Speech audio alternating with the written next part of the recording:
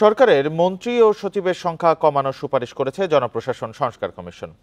একীভূত করার মাধ্যমে মন্ত্রণালয়ের সংখ্যা কমিয়ে আনার পরামর্শ দিচ্ছে কমিশন।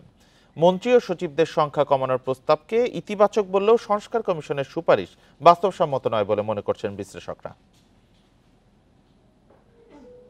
নুডলস খান নাই তো নুডলসই খান নাই। গণতান্ত্রিক উত্তরণে অক্টোবরের শুরু।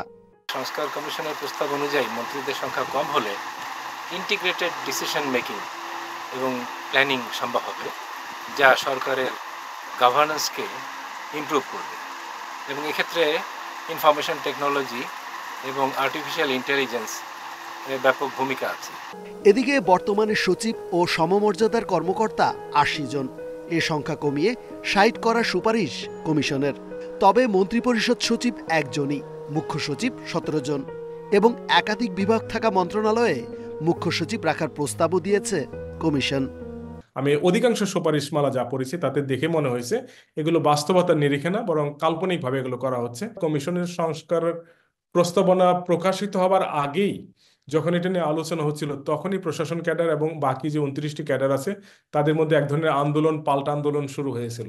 ফলে সামগ্রিকভাবে এই যে ধরনের প্রস্তাবনা এসছে সেগুলো অধিকাংশ বাস্তবায়ন করা বর্তমান সরকারের পক্ষে খুবই কষ্টসাধ্য হয়ে পড়বে।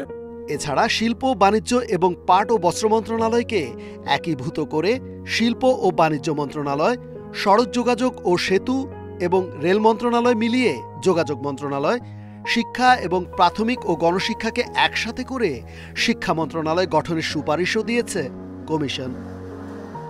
রেজওয়ানুল হক, ইন্ডিপেন্ডেন্ট নিউজ, ঢাকা।